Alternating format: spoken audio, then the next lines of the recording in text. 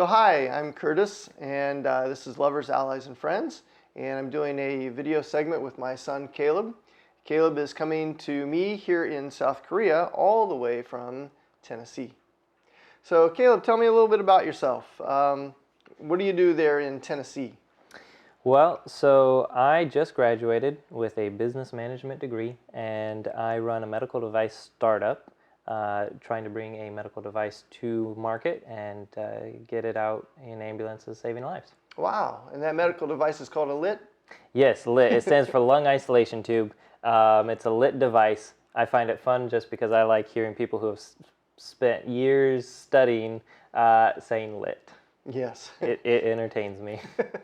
Instead of LIT, right? Yep. No, I don't like when people call it a LIT device. I like it a LIT device. Okay, so it's a LIT device. How Yep. long did it take you to get this idea up and running? Well, currently we're at about 2.5 year mark. So a lot of research and development. When you're dealing with medical devices and dealing with the FDA, it's a very long process, lots of standards that you have to adhere to, and so, yeah. Yeah, I'm sure. And Yep. you did this all by yourself? Depends on your definition of all by yourself. I don't think anybody can do anything all by themselves. But it was something that I kind of ran with, and first thing I did, file a patent for it, and then started working with a team of engineers that I hired, and then kind of built it from there. And as it is now, I work with different people at different times. Sometimes CPAs, sometimes lawyers, sometimes always the team of engineers, and then we work with a manufacturer up in Minnesota, and we work with different independent contractors for all the different FDA tests that we have to do. And then, of course, a whole bunch of different people in terms of marketing and who we need to get it in contact with. So it kind of varies who we deal with. Far from being by myself, but I drive it. It sounds like a whole team that you got together. Yes, a whole team, but not in-house. So I work with other people and bring them on to work on it, and it brings people together. It's a device that brings people together for that specific purpose and for a specific amount of time, and then they go on doing what they do best, and I go on doing what I do best. Nice, So, yeah. Very nice. Yeah. So with all this team that you're putting together, it's been 2.5 years. When do you think you'll be able to see this business concept come to fruition? Yeah, well, it depends on, we're going through COVID right now, and that has really pushed things back months. But if everything goes to plan, we should have FDA approval within about 2 months, and then we will be cleared to sell it. And once we do that, then the show is on the road. And so this time is critical so that I can be finishing off the FDA approval and also developing the market, so that when the FDA approval is given, then we also have the market to begin selling it to immediately. And so far, it's been going fantastic. We've been able to work with a lot of different great organizations, the Office of EMS, the Rural Health Association, lots of different companies, private companies, and lots of different people in the market. And so it's been fantastic. I'm excited to finish the FDA approval and get it out there. That is exciting. So, yeah. You're kind of living the life that many of us would like to live. Yeah. You start an idea, you throw it out there, you pull together a team, and it's like it's coming together, it's coming together, it's coming together. Yeah. But it's been 2.5 years. That's a long time. It is. Well, and a lot of times I've thought about how fun and easy it would be to do a different product, where there's not such strict regulations and product development requirements that you can get it out very quickly. It would be a lot of fun. This is definitely a delayed gratification project, but the return is much higher.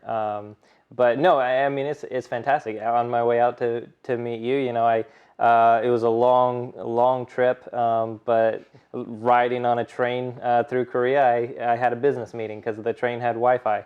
Nice. And yeah, so I have that flexibility and that ability to do that, and it's the dream. So. That's great. Yeah. And you're coming from Tennessee. Yep.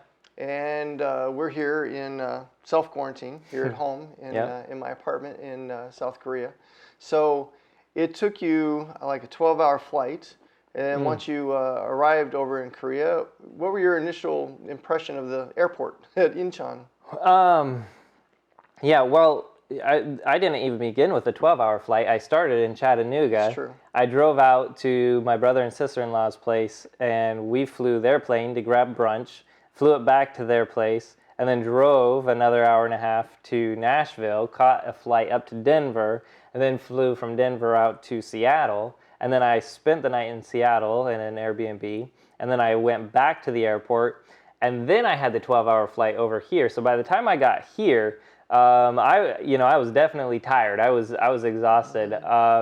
And so, I arrived, and of course, travel is very different now. So the first thing that I came up to was this line that looked like an immigration's line, but it said something along the lines of quarantine, COVID, something like that. And of course, there's a lot of languages, you look at it and you don't understand it, but you can kind of get a feeling. You're like, it speaks to me, Right. it's saying something. Korean, Chinese, Japanese, those languages, I see the lines and it says nothing to me. Right. I have no idea. So I show up exhausted, and I see a line and I get in the line. I have no idea what it's for. And that kind of was just the process. I saw a line and I got in a line. I got to the end and they would say, that line. So I would go to that line and get in that line. And the whole time I'd be like, Daegu, I'm going to Daegu. And they would, oh yeah, Daegu, right this way. And I would be like, okay. But everybody was very, very considerate, and very, very color inside the lines, which really helped since I didn't know. Everything was structured very well. And so, it was impossible to get lost, even though I had no idea where I was going. That's comforting. Yeah, it was very comforting. So it wasn't terrible. It was kind of just this, I have no idea where I'm going, but it's all right. We'll get there, and yes. Yeah, it worked You began out. texting me when you hit the ground. Yep. And I'm trying to guide you without being there. Mm-hmm. And so you went through and you're questioning the whole way. You get to the COVID part where they ask you questions in English, and you showed them you had the COVID Sort of test English. before you got on the plane. Yep. Some things speak louder than words like PCR. Yeah, well, and at one point, they really wanted something to do with PCR. And so, I was searching through, because by this point, I had a small library of documents and stuff, and and I was looking for something to do with PCR, and all of a sudden the girl saw a little sticker on my Passport? passport. Oh, My passport cover that said PCR, and it had been given to me somewhere earlier in the process, and she said, "Oh, that's what we need." That's your golden ticket. It was my golden ticket. I had no idea such a little sticker could be the golden ticket, but it was. And then you went from there and you went through immigration. They asked you some more questions. Yeah, pulled me in the back. Never been back in the little room before, but that a was scary fun. thought. Yeah, well, it wasn't half as bad as I expected. I don't know. Good. I don't intend to find out what the little room in other countries is like, but the one there in Korea, it was not bad. Not so bad. Yeah. And your thoughts of, so you went from there, you were on a bus, you didn't know where the bus was taking you, you end up at a train station. Train station brings you all the way down. You're guided along with a group, and then I catch up with you here at the local bus and train station, and they're escorting you across the street to the COVID tents where you're being tested. So then from there to the apartment, driving in the night, what did you see here in Korea? It wasn't as busy as I expected, which is to be expected. It was really cool, and it was fascinating. You have the flashing lights, you've got the neon signs, you've got everything that you would expect from an Asian city, and then just bam, you're in a little back alley. And I remember, coming from America, we don't like little back alleys. Right. Little back alleys is where you want to avoid, especially late at night. It was close to 11 by then, I think. Right. At night, and so little back alley, that's not a good thing. But Just a peaceful little back alley, and I was like, oh man, this is an interesting neighborhood. And you're like, oh yeah, it gets you there, these little back streets, and then you're like, and we're here. And I was like, oh, we live in this little back alley. That's our neighborhood. And then we got here, but yeah, it was fascinating. I loved it. Korea's a safe place. That's the general feeling I get. Yeah. There aren't people running around with weapons. Yep. Crime is pretty low. They've got CCTV everywhere. Yeah. So it's really a nice community. Yeah. But we wanted to talk a little bit about resiliency, and your experience just going from there to here. That takes a little bit of mental toughness. A lot of people are worried about things that they can't control. How much control did you have over your trip? Well, first of all, you said one key thing. You mentioned that it's a nice little community. And community really does help with resiliency. And I know we're going to talk a lot about, how we think and how we react and everything. But the environment that you place yourself in really does have a lot to do with your ability to bounce back, your ability to feel safe. It does. And so coming into this country, even though I had no idea, couldn't speak the language half the time, couldn't communicate with people. If they did speak English, it was still questionable. Sign language only goes so far. Exactly. Even though I had all those barriers, it was still a feeling of a community. Even with COVID and trying to stay distant and everything, there was still that feeling of community. And I would be like, hey, I'm going to Daegu, and they would be like, perfect, join this group. And it's like, all right, now I'm part of this group. Part of that group. Yes. And that really helps. But the other thing is, throughout that, in terms of control, for me, I think letting go of that control really helps me gain resiliency. Because if I don't feel like I have to control the situation, then if something doesn't go to plan, if something doesn't go how I want, now it doesn't affect me as much because I've released control of it, and I've focused. And that's not to say I don't have control. Right. I've just released control of everything outside of me and started focusing on what I can control. It's kind of like your business plan, isn't it? Exactly. I mean, you are in control, but you've got all these people that help you. Right. And it's not like you say, no, I'm not going to do that. Oh, you're a lawyer, you got legal advice? Yeah, no. Yep. You say, oh, okay, so that's your expertise, that's what you do, Yep. so I'm going to trust you. Same thing at the airport. Yeah. I don't know where I'm at, don't know where I'm going, but I've got this address that I can't read, and I know somewhere my dad is in Daegu. Yep. So you just keep saying the same thing, and Yep. you trust, you give your trust to people that you don't know. Yeah. And if it goes wrong, then what can you control? You can control whether you get panicked about it.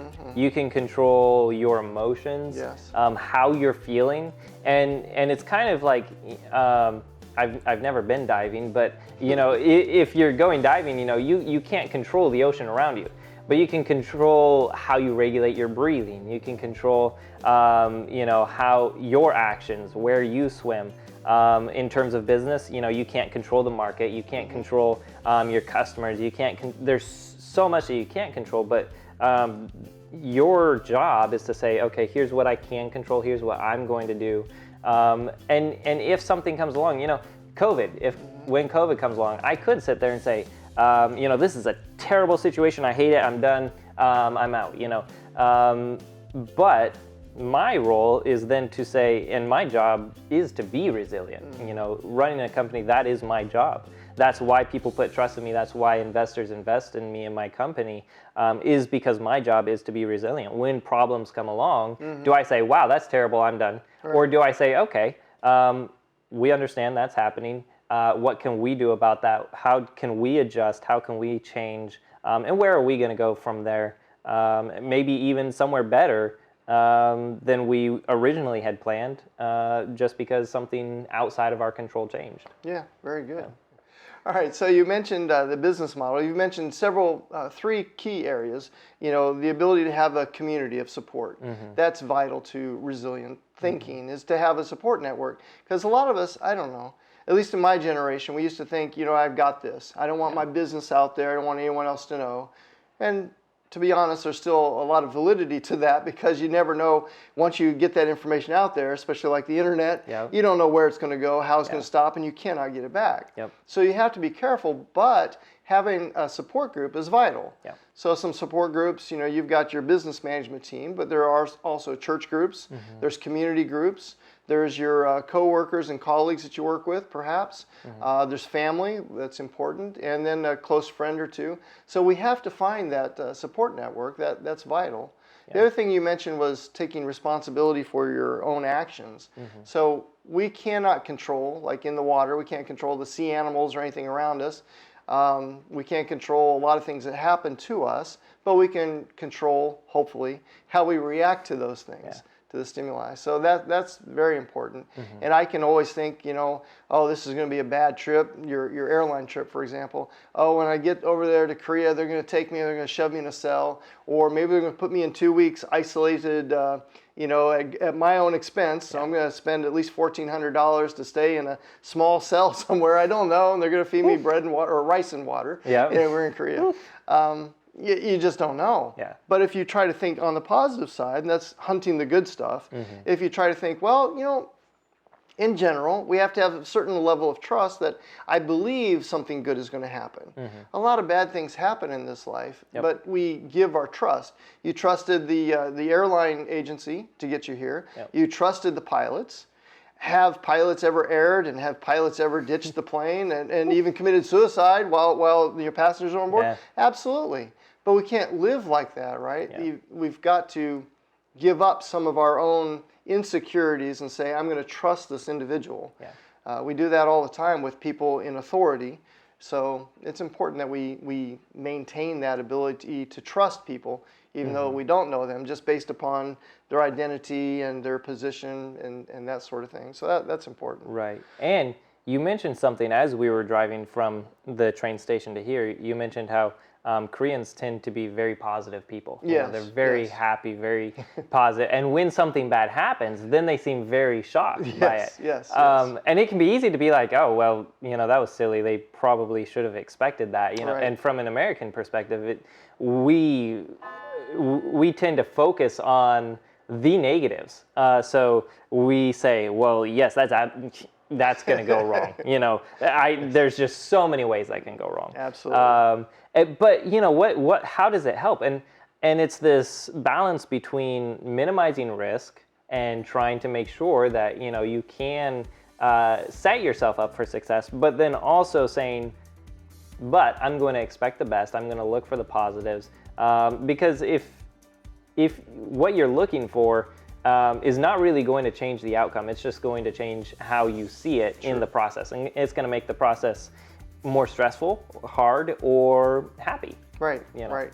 I mean, we literally used to have a saying, Murphy's Law. Yep. You even familiar with that? Yep. I don't think it's that familiar anymore. I haven't heard it in years. Yeah. But we used to say, don't forget Murphy's Law. Yep. If anything can go wrong, it will go wrong. Yeah. So I feel, at least myself included, Americans are like, I'm not surprised. This is going to go bad. But in Korea, and this is just a foreigner's impression, I feel like in general they're happy-go-lucky people, and they expect positive things to happen, and they're going along and they're busy. Fighting, is a common saying of theirs, and they're working hard. They're diligent people, and then if something bad happens, they're like, oh, surprise! How could this happen to me? Type of thing. But also they're almost very unprepared for it. For instance, you mentioned, if the car battery is dead, they have to call a mechanic for that. Right. And have the mechanic. But again, it's that putting their trust in their community and saying, when something bad comes, I'm not expecting it to happen. Right. But then if it does, I've got a plan. We've got somebody in the community. That's right. I have somebody that I can call for that. Whereas in America, it's very much self-sufficient. Like, That's right. I have to have everything. I have to have all the answers. Yes.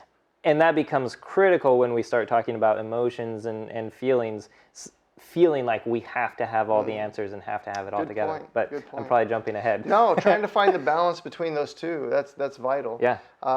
There has to be, the self-awareness, the responsibility. We have to be responsible for our own actions, our own future, destiny, education, health, et cetera, et cetera. and yet we also need to rely a little bit upon our community. Yeah. So striking that balance is important.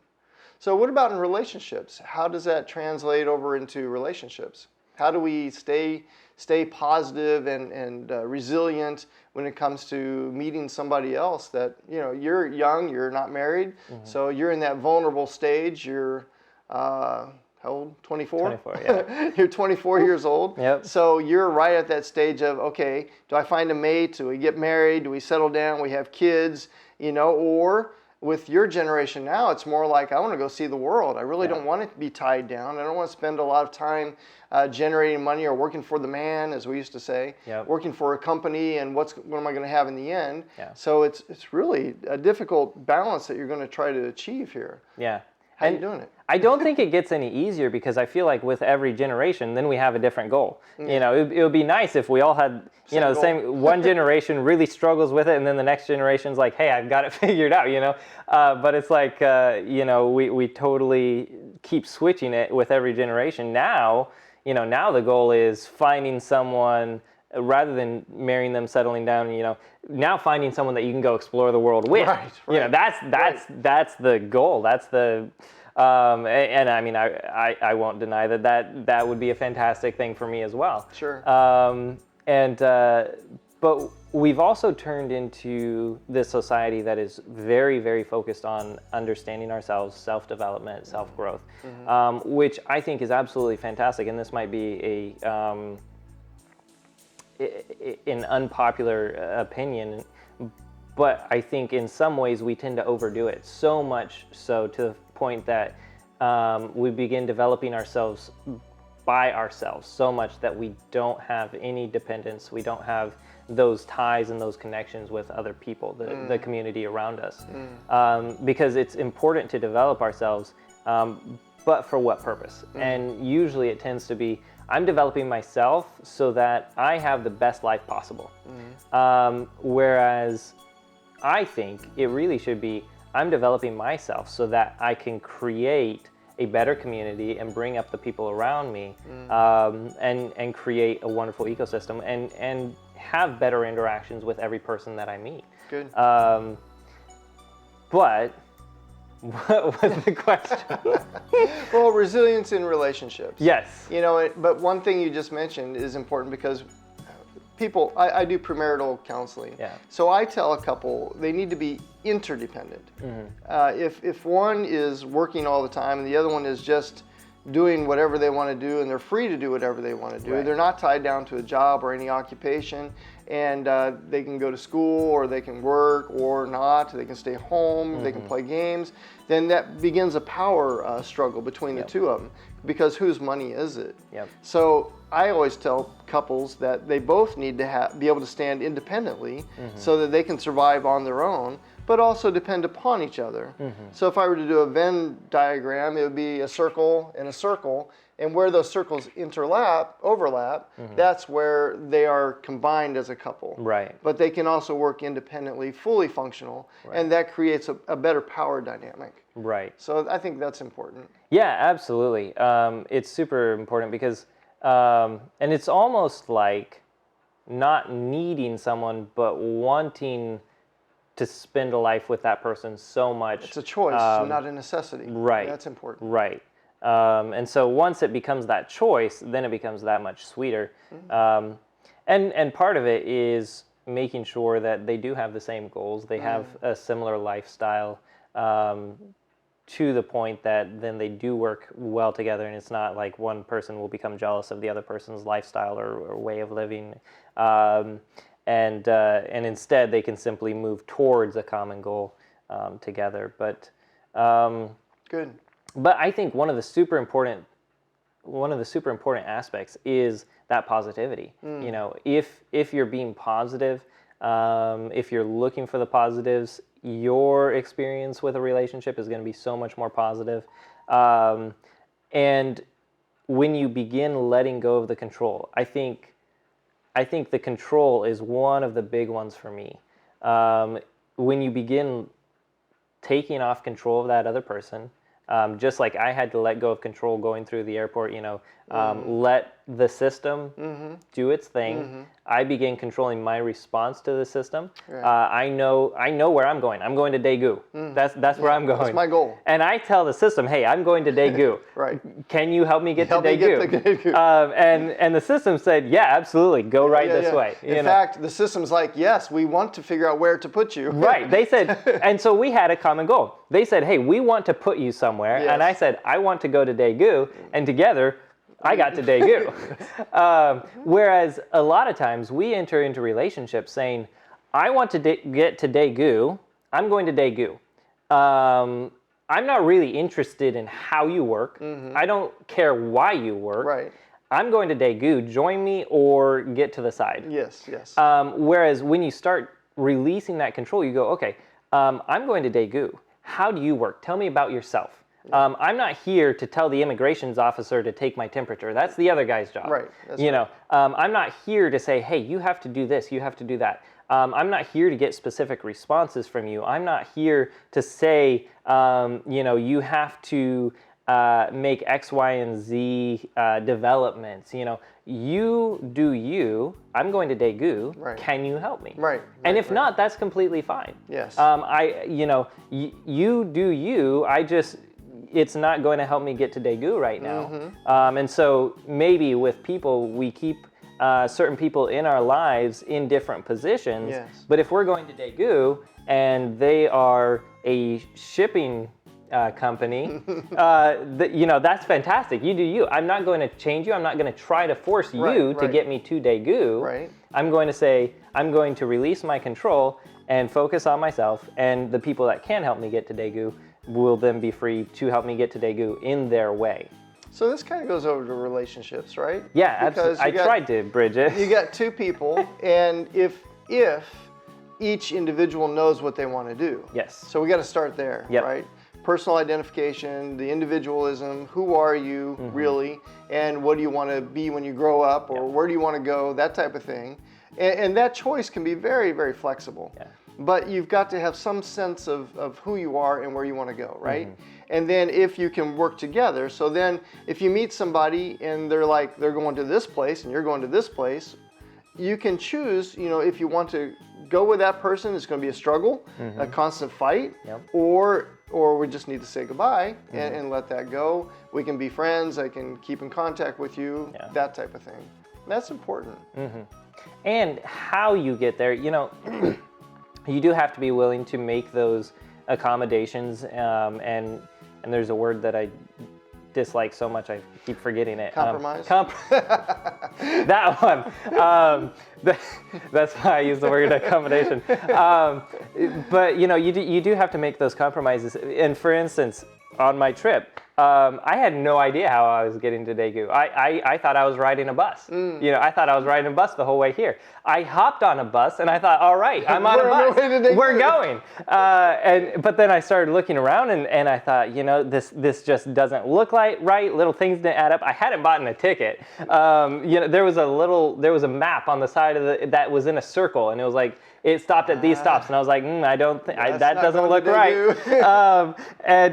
were and then all of a sudden I got dropped off at the train station, and all right, I'm taking a train, and I still knew where I was going, and the system was still getting me there, but in their own way. Yes. And in relationships, it's easy to sometimes get caught up and confused because. Especially with controller types, we want to say, okay, we're going here, and the best way to get there is this way. Right. No sideways, no around it. This is the best way, and if it's the best way, why not take it? Yes. Whereas you have to choose whether that relationship and experiencing the twists and turns is worth that relationship. Rather than simply getting there in what you think may be the best way. Right. This kind of goes back to the father that's taking the family on a trip and he's not going to stop till he gets there, right? Yep. And the family's screaming, I gotta go, I need to do this, I need to do that. And nope, we are going on the way. Yep. I gotta pee. Oh no, Hold it. Where's the bottle? Yep. Yeah, type of thing. So the controller types and that is difficult. So. Yep. Which I'm definitely a controller type, and that's something that But again, that's something that I can control. I can control my controller type. There you go. I can say, hey, the journey is worth it. I'm more interested in that relationship and creating those memories and those experiences than simply getting there. And it changes all the time. You were telling me you were like, well, the bus is the most straightforward. The train, you're going to have to take a layout. You're going to have to switch trains and stuff. But I rode the bus there and then hopped on the train, and it was a straight shot to Daegu. And it was just constantly evolving, but that makes for a much more interesting trip. I mean, think about it. We're sitting here talking about this entire trip because it was so fascinatingly interesting. Yeah, exactly. And my goal is to get to the end of my life with such an interesting journey that I can sit there and tell other people about it, and hopefully other people can learn from it, rather than saying, yes, I achieved my goal. Yes. Because that's so boring. Right. For some people, it's like, yeah, you achieved your goal. Yeah. But how did you achieve your goal? Yep. And then what lessons we could learn from that. So Right. what lessons would you say right now at the age of 24, 18-year-olds could learn from your life so far? Well, I mean, I think about my brother who's about to go to college, and he's right there. Yes. And so putting it in more human terms, one,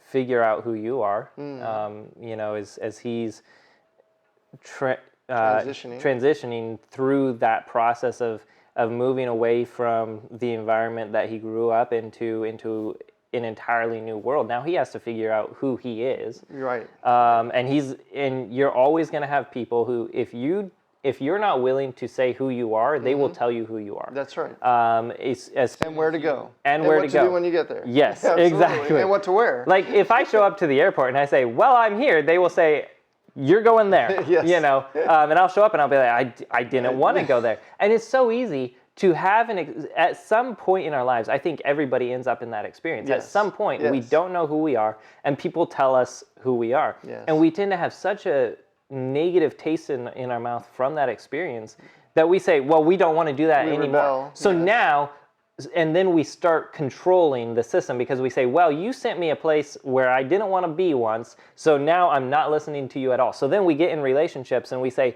no, you have no control over this. I'm not taking any advice from you because that went south before. But you have to say, okay, instead, it's not even about that. It's about saying, this is who I am, Right. and regrounding yourself. Yes. And so learning to ground yourself, know who you are, where you want to go, Yes. set your goals, and then stop worrying about everybody else. Just stop worrying about everybody else. Everybody else can do their own thing. They hopefully know what they want, who they are, and where they're going. And if not, they will figure it out. That's right. Because That's you their cannot process. worry about what they do. Exactly. And once you start doing that, if someone believes differently than you, that's okay. Right. That's their journey. It's not yours to control. If someone does an action different than what you would have done, so long as it doesn't hurt someone, Right. then that's their journey. That's their process. Yes. And it relieves so much stress because now you don't have to worry about what other people are doing. Again, with the cultural thing here in Korea, they use chopsticks. Yep. We call them chopsticks. They use these a lot here, but foreigners, they're used to the fork. Yep. And so when they get here, the Koreans will accommodate you. You know, would you like a fork? Yeah. But who's to say what is better? Right. So an American will say, "Well, I can eat with a fork really fast." And the Koreans said, well, good for you. Yeah. Watch this. And what they can do with the chopsticks. I've seen them do a lot of things. So you're right. You've got to allow other people to do them, which is, I think, what you began with. So as we wrap up, we talked about support network, having that community, but also being personally responsible for ourselves. We also talked about putting our trust in something greater than ourselves, trusting the system, but not relinquishing everything to the system, but working with the system to achieve or accomplish our own personal goals. Yeah. You talked about being aware of ourselves and knowing where we want to go. For 18-year-olds, they're going through the transition from high school, from home to a college environment. Life comes at us fast, doesn't it?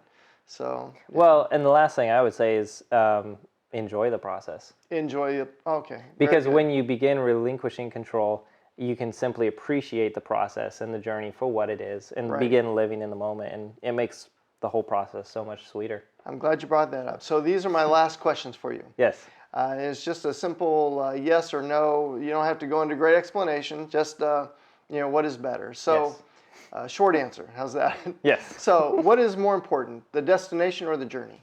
For me, the journey. Is the cup half full or half empty? It's full. Yeah, it's constantly filling up. Yeah. No, that wasn't the question. Is it half full full. or is it half empty? Okay. If you could go back in time, would you? No. Okay. And time versus money, which is more important? Time is money. No. Time, absolutely time. Where is home? Where I feel comfortable. Good.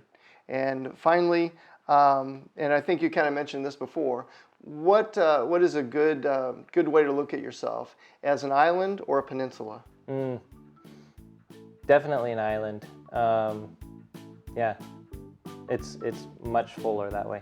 Good. All right. Well, thank you for your time. Not that you had any place else to go. I'm here for 2 weeks. All right.